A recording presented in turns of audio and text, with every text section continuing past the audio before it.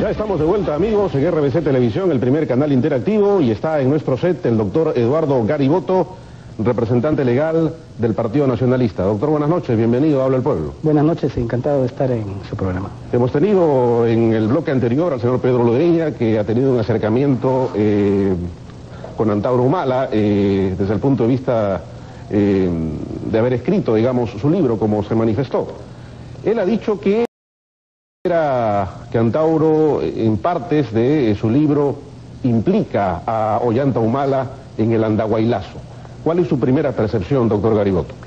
Bueno, en primer lugar, voy a ser sincero, el libro no lo he leído, solamente he podido apreciar las versiones que ha dicho el señor que me antecedió en la palabra, pero yo me permitiría leer algo muy importante. Por ejemplo, acá tengo la entrevista de Marcos Cifuentes a Antauro Humala en la Agencia Perú, el 6 de abril del 2006, y le preguntan, pero hay un video en el que usted dice que fueron órdenes directas de Ollanta Humala, y él responde, me tomé esa atribución así como le puse por nombre al periódico Ollanta.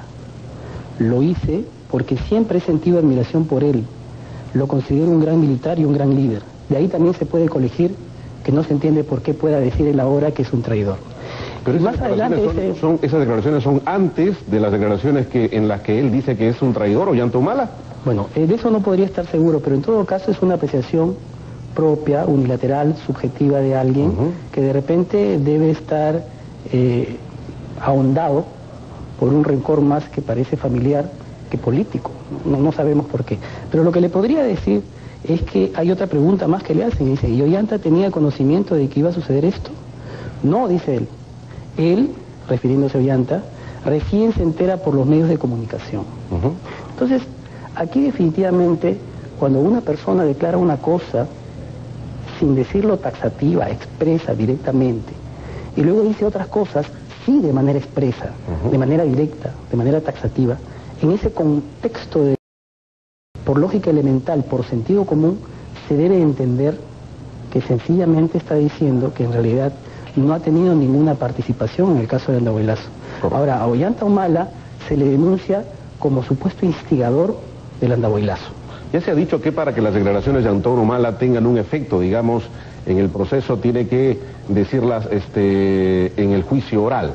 Yo sinceramente... ¿Podría recalcar, digamos, esto en el juicio oral y ahí sí comprometería en cierta manera Yo sinceramente no creo que ahora cualquier declaración que haga Antauro Humala, diciendo lo que en todo momento no quiso decir, porque no olvidemos que las pruebas no solamente son las declaraciones que un recluso, un culpado, un procesado, un acusado pueda decir en un juicio oral, sino también son las declaraciones que pueda decir en los medios de comunicación que están registradas. Pues eso también son pruebas fehacientes. Entonces, si una persona dice una cosa y luego dice otra, sencillamente carece de credibilidad. Y si carece de credibilidad, cualquier declaración que haga en ese sentido no va a servir de prueba para que un juez pueda considerar que la persona a quien se le está inculpando es en realidad culpable. Correcto. Ahora, el otro tema es que Ollanta en todo momento ha obrado como un ciudadano. En las madrugadas de enero del 2005 se toma la comisaría de Andahuaylas y el periodista Jesús Calderón, si no me equivoco, a las 3 de la mañana aproximadamente, en radioprogramas, lo llama por teléfono Ollanta, que estaba a 20.000 kilómetros de la comisaría de Andahuaylas, estaba en Seúl, y lo llama y dice, sé que lo estoy despertando.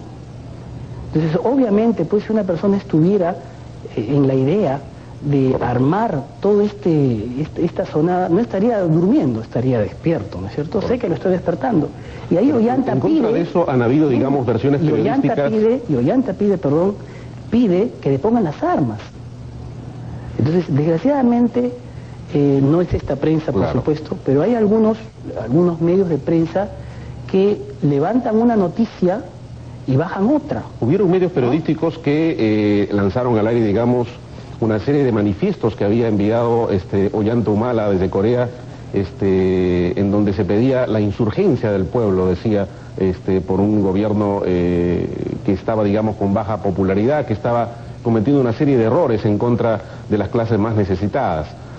Vayamos a ver primero qué es el derecho de insurgencia, ¿no? El derecho de insurgencia es el derecho que tiene un ciudadano para poder levantarse ante que ha usurpado el poder y corregir eso para que luego se encamine democráticamente el país. Pero levantarse no necesariamente tiene que ser en armas. Una insurgencia popular, por ejemplo, es lo que hicieron muchos ciudadanos cívicos que fueron a la Plaza Mayor y contra el régimen de Fujimori lavaron la bandera. Una insurgencia es una protesta y no necesariamente una protesta tiene que ser violenta. Correcto. Y eso se determina no solamente en nuestra Constitución, porque no dice insurgencia armada, dice simplemente insurgencia. Insurgir es levantarse, protestar, dar la cara y decir, no señor, esto no debe ser así. Y hay muchas formas de poder presionar a un gobierno, incluso pacíficamente, porque más adelante dice movilizaciones, no dice levantes en armas. La rebelión, sin embargo, es el hecho por el cual un grupo de ciudadanos se levantan en armas desconociendo un gobierno para buscar que éste sea depuesto. Ciertamente, y justamente por el delito de rebelión como autor intelectual o como digamos instigador a la rebelión está siendo incluido en el proceso de Ollanta Humala. El tema la fiscal ha pedido 15 años, que es casi la pena mayor que se pide al autor del delito de rebelión. Sí, es importante también que la gente sepa que el hecho de instigar, que cuando uno se le denuncia por instigador, significa que se le está denunciando por el hecho de haber convencido, haber inducido a alguien o a un grupo de personas para que cometan determinado delito. Y para inducir tiene que ser después, no antes. Y todas las declaraciones probadas de Ollanta Humala, en primer lugar no fueron declaraciones directas a su hermano, sino fueron declaraciones en la prensa. Entonces en la prensa sencillamente cuando uno lo hace, uno declara ante un medio de comunicación, no está induciendo ni instigando a nadie. Y en segundo lugar, si lo hace después, tampoco está instigando, porque la condición fundamental es de que lo diga antes, no después. Desgraciadamente, yendo al tema del juicio, doctor Garibotto, ¿cómo puede explicar que en un primer momento Ollanta haya estado como testigo en el juicio de rebelión y ahora sea considerado como parte del proceso? Claro, eso lo tendrá que explicar la Fiscalía. Lamentablemente yo tengo una apreciación personal muy dura. Pareciera que estamos volviendo a las épocas de esa Fiscalía que estaba jefaturada por una señora que ha estado presa y que ya cumplió su pena, ¿no? Y desgraciadamente vemos a un fiscal que a última hora lo denuncia. Es como que, por ejemplo, hoy día, que es 22 de febrero, me denuncien penalmente y me digan, ojo, tú tienes para defenderte hasta el 21 de febrero. Eso es lo que ha pasado con Ollanta. O sea, lo denuncian hoy día cuando ya se había culminado la etapa de la investigación y él no podía rendir su declaración instructiva y menos ofrecer sus pruebas de descargo. Y pese a ello el fiscal... No tenía plazos para presentar excepciones. Ya se había vencido el plazo, se venció el plazo. Entonces, pese a ello, él denuncia a última hora, Y la juez lo que debió hacer es decirle al fiscal, oye, un momentito, si tú quieres denunciar, denúncialo en otro proceso para que yo pueda abrir una nueva investigación y le dé la opción de defenderse porque ya se culminó esa opción. Pero ¿qué hace la juez? Admite la investigación y transgrede un artículo, el artículo 77 del Código de Procedimientos Penales, prevaricarodamente lo transgrede, porque en ese artículo dice, cuando un juez admite una investigación, abre una investigación, tiene que ordenar que el inculpado declare y que se realicen las diligencias necesarias, las pruebas, y eso no fue así. Hemos visto a Ollanta Humala en diversos medios de comunicación indicando que hay una persecución política. Yo sostengo que aquí existen 12 magistrados, 12 en contra de todas las instancias han habido voces del gobierno, del Poder Judicial y del Ministerio Público, ¿ya?, que están involucrados en estos problemas que prácticamente vienen a ser sucesos de actos arbitrarios y que atentan contra su derecho constitucional a la defensa del debido proceso. ¿Por qué? Le hablé del fiscal que denunció a última hora, le hablé del juez que admitió la denuncia cuando ya no había la oportunidad de que él se pueda defender y ofrecer sus pruebas. Pues ¿qué pasó? Ese expediente sube a la sala para que se convoque a un juicio oral, pero previamente la sala lo pasa aquí a que el fiscal que lo denunció, que se llama fiscal superior. Ese fiscal superior la fiscal superior advierte que existen errores en el proceso, en la instrucción, en la investigación, que no lo dejaron defenderse, que no declaró, ¿y qué dice? Vamos a desacumular el proceso. ¿Qué significa eso? Vamos a hacerle otro proceso a Ollanta para que él en una nueva investigación pueda ofrecer sus pruebas y declarar a la madre que siga su curso. Bien. Entonces, ¿qué pasó? La fiscal, cuando la sala le dijo no, apeló, interpuso un recurso de nulidad, subió a la Sala Suprema. La Sala Suprema y la Fiscalía Suprema dijeron no, que sigue el proceso contra Ollanta y que se le someta a juicio oral. Y para que una persona esté sometida a juicio oral, tiene que ser acusada. Y para que una persona sea acusada, tiene que haber sido denunciada y haber ejercido su derecho a la defensa, si no, no, Bien. salvo que sea contumaz. Bien, te decía hace un instante que hay voces del gobierno, se habla de insurgencia, la rebelión, y hay voces del gobierno en los momentos actuales que indican, por ejemplo, en el paro agrario, en el levantamiento del Cusco, manifiestan que hay pues una serie de manifestaciones terroristas, humanistas que están detrás de todo esto. ¿Todavía lo siguen considerando un insurgente, digamos, a Ollanta Humala? Yo creo que el pueblo está insurgiendo, sí, pero mediante la protesta, que es muy diferente a levantarse en armas y ejercer la rebelión, que sí es un delito, y del cual Ollanta Humala, en el caso de Andahuaylas, jamás pudo haber sido considerado como instigador, porque cualquier declaración que hizo la hizo después, y no la hizo a favor del andahuaylazo, sino simplemente pidiendo la deposición de las armas. Ahora, este gobierno ha dado muchas leyes que desgraciadamente han sido inconsultas y que atentan de alguna manera contra la voluntad popular porque no ha cumplido con sus compromisos, y tenemos el tema de la ley de la selva, en donde se busca que se vendan áreas de la selva peruana cuando solamente se podrían dar en concesión.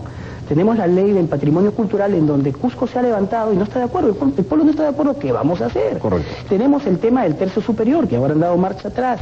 Tenemos el tema de los aranceles, que los han rebajado, y que finalmente ahora lo que va a generar eso es de que muchos productores agrarios, que son los que han levantado este problema, esta protesta, estén en contra, precisamente porque van a entrar productos competitivos de Estados Unidos, subsidiados al 50% en su mayoría, con aranceles cero, cuando antes tenían 17% de arancel, por ejemplo, el trigo, y finalmente con dólar bajo. Bien. O sea, ¿quiénes se van a beneficiar? Los importadores, los grandes importadores, que son el 2%, ¿no es cierto?, contra una gran mayoría, que es un tercio de la población, correcto, que viven de la agricultura. Correcto. Volviendo al tema central, doctor Garioto, vamos a esperar que pase en el juicio. Ya ha sido incluido Ollanta Humala como parte del mismo, y tiene algo a favor, el no estar detenido como su hermano Antauro, y va a seguir su defensa en libertad. No, pero ojo, es muy relativo esa situación. O sea, desgraciadamente el abuso se puede concretar. ¿Por qué? Porque tenemos una Sala Suprema que sugirió sin haber rendido su instructiva. Tenemos una fiscal suprema que también lo hizo, ya estamos hablando de 6 magistrados. Tenemos una fiscal superior que insistió en que se desacumule, que se hagan 2 expedientes porque se estaba atentando contra su derecho a la defensa, y sin embargo ahora lo acusa. O sea, es increíble, es incoherente. Bien. Y tenemos también un juez y un fiscal que le abrieron una instrucción y lo denunciaron respectivamente fuera de término. Entonces, definitivamente, tanto la primera, la segunda y la tercera instancia del Poder Judicial y del Ministerio Público están atentando flagrantemente contra su derecho a la defensa y al debido proceso que está consagrado en la Constitución. Correcto, doctor Garioto. Le agradecemos sobremanera su presencia esta noche en el programa. Vamos a seguir atentos nosotros, amigos televidentes, a lo que pasa en el juicio por rebelión contra Antauro y ahora también contra Ollanta Humala, para informarles y seguir conversando los detalles de este tema con diferentes invitados. Muchas gracias por acompañarnos esta noche al otro lado de la pantalla y hasta un nuevo encuentro.